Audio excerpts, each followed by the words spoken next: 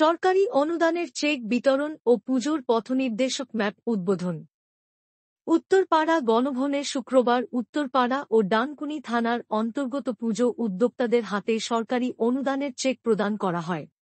প্রধান অতিথি হিসেবে উপস্থিত ছিলেন Chandannagar police commissioner Amit P Javalgi.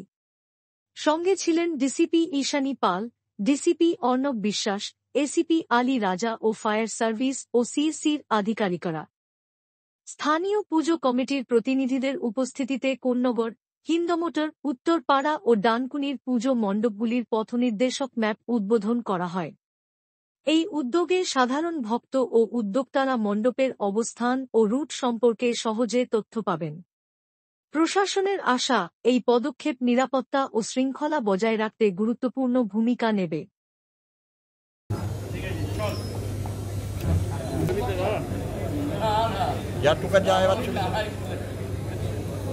Shakuntala শিরিষ, Matla Vivekananda সংঘ,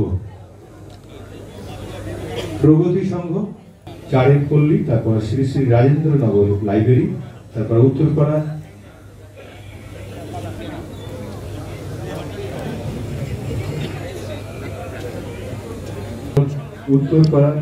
উত্তরপাড়া মৌসুমী।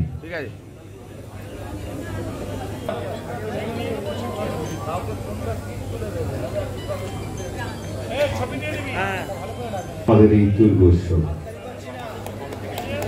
কমিটি রঘুনাথপুর পঞ্চায়েত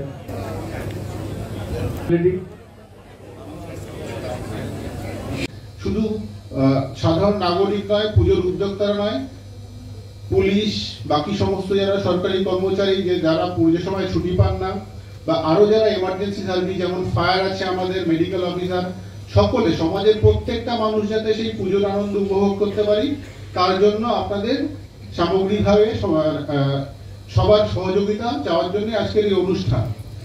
পুজোর যেগুলো গাইডলাইন্স বা লাইসেন্সের জন্য আপনারা প্রত্যেক বছর অ্যাপ্লাই করেন, সেইটা নিয়ে এরপরে লাইসেন্স সেল থেকে একটা ডিটেল আলোচনা ওনারা করবেন, যেভাবে আপনারা প্রত্যেক বছর প্রেয়ার করেন। খানিকটা রিপিটেশন বটে, কিন্তু তার মধ্যে যদি কারো কোনো প্রবলেম থাকে বা কোনো সমস্যা হয়ে থাকে এবছর, তাহলে সেগুলো আপনারা কোয়েশ্চেনের করে সেগুলো জেনে নিতে পারেন। ফায়ার এবং ইলেকট্রিসিটি সেক্ষেত্রেও একই নিয়ম প্রযোজ্য, কিছু কিছু হয়তো নতুন চেঞ্জ ফিট হয়েছে, সেইগুলো ওনারা বলবেন, সেইগুলো আপনারা জেনে নিতে পারবেন।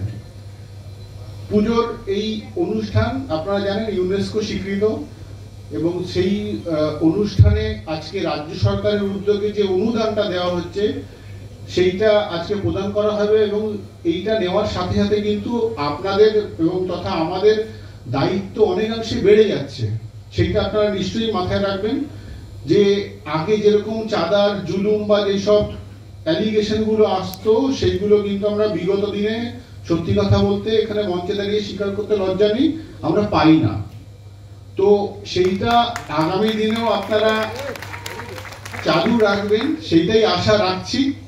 এবং পুজোর অনুষ্ঠানকে সুন্দরভাবে, যাতে সাধারণ মানুষের নিরাপত্তা, আমাদের এই যে অনুষ্ঠানের মেইন পারপাস হচ্ছে সাধারণ মানুষ যারা আমাদের এলাকাবাসী, তাদের নিরাপত্তার কথা মাথায় রেখে পুজো মণ্ডপ তৈরি করা, রাস্তাঘাটে ট্রাফিক, সেখানে সুষ্ঠুভাবে গাড়ি চালানো, সকলের নিয়ম মেনে চলা, এগুলো আপনারা রাখবেন। দু একটা ছোটখাটো জিনিস যেগুলো পুজো মণ্ডপে মেনে চলবেন। আমরা প্রথম উত্তরপাড়া সভাগুলোতে এসেছি, সমন্বয় সভা, সকল পুজো কমিটিদেরকে ডাকা হয়েছিল।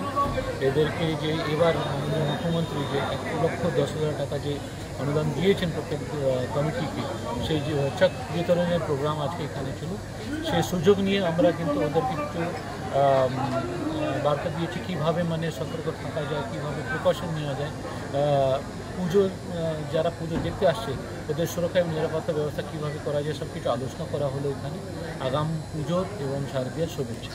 স্যার, এই সময় সোশ্যাল মিডিয়া যারা হ্যান্ডেল করছে কতটা গুরুত্বপূর্ণ, সেন্সিবল হিসেবে ব্যবহার করতে হবে এই উৎসবের দিনগুলোর সময়, কি বলবেন? কিন্তু সোশ্যাল মিডিয়া আজকের দিনে কিন্তু খুবই গুরুত্বপূর্ণ হয়ে গেছে। প্রত্যেক মানুষ কিন্তু সোশ্যাল মিডিয়ার সঙ্গে যুক্ত আছে, এবং সোশ্যাল মিডিয়াতে যত ভালো জিনিসটা আছে তত খারাপ জিনিসটাও আছে। একটা খারাপ বা ভুল তথ্য যে আছে এমন খুব সঙ্গে সঙ্গে ছড়িয়ে যায়।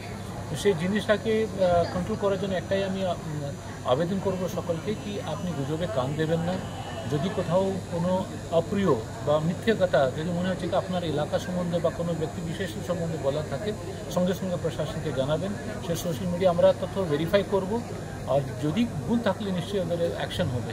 কিন্তু মেন হচ্ছে এই সোশ্যাল মিডিয়ার ব্যাপারটা হচ্ছে আমরা প্রশাসন আসবে পরে, কিন্তু তার আগে কিন্তু ড্যামেজ হয়ে যাচ্ছে, লোকজন অনেক লোক সেই জিনিসটা সরিয়ে যাচ্ছে। তো সেই জন্য আমি সকলকে বলছি এটা সতর্ক থাকুন। আমাদের পুজো বা আমার কোনো পর্বকে ছোট করা যাবে না, সকলকে নিয়ে চলতে হবে এবং সমস্ত পর্বকে সম্মান জানিয়ে আমরা এই পর্বগুলো আচরণ করি। Thank you sir.